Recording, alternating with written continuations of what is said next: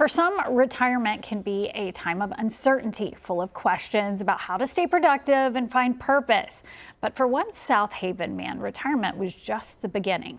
With a welding torch in his hand, he's bringing life to forgotten metal, creating truly unique sculptures. Photojournalists Joe Van Ryn and Adam Duxter take us there. My love is art. At 63, Mike Orr is finally dedicated time to a passion he'd once set aside. I got into that mode of my life where you had to raise a family, take care of things, and let art go. 35 years of technology, virtual work, a lot of accomplishment, but there was nothing tactile. There was nothing that I could point to and say, see what I did. So when I retired, I immediately went back to school. I went back to school to learn welding, not as a trade, as a function to feed my need for creativity. The process begins with the scavenger hunt. Future projects.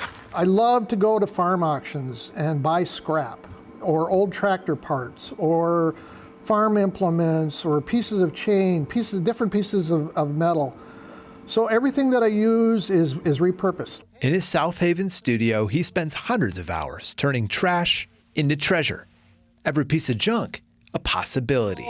You take the old farm awl as an example, and you put that like that. Okay, that's the back end of an ostrich. No art galleries for Mike. To display his work, he simply drives to the front of his driveway and drops them off. So the camel.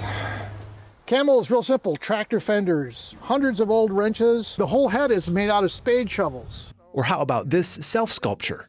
He's a little homage to my craft and then to me. One of Mike's more colorful pieces, Curious George. There's a tractor tank on the inside. There's a bunch of detail, C-clamps. That's an old hubcap cut in half for his mouth. There's also a family of elephants, bison, and a T-Rex, just to name a few.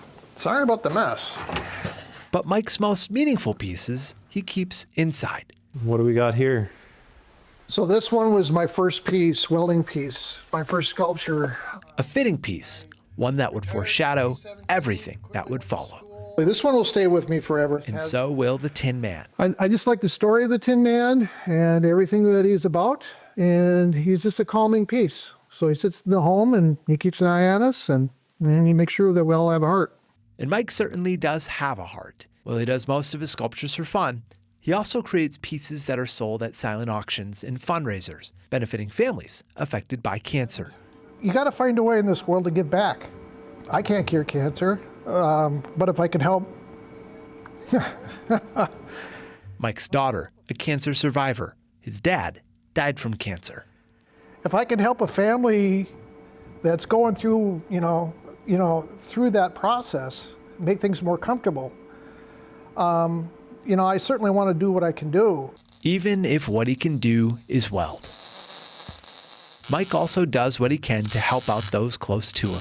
This crocodile is for a good friend of mine. He's going to put it up on his lakeshore property in northern Minnesota. And he wants to use it to scare his grandchildren, probably. It's all about expression and connection.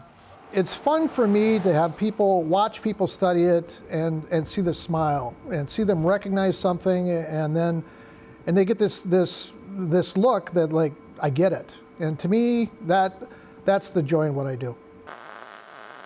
As for what's next? I think the next project I'm going to be working on will be a Brontosaurus. Not life-size, obviously a little bit beyond my scope, but something that is going to be relatively large that families and kids can enjoy. Because for Mike, joy can be built from the simplest scraps. What do I get out of all this? Is a hell of a lot of satisfaction. With photojournalist Joe Van Ryn, Adam Duxter, WCCO News.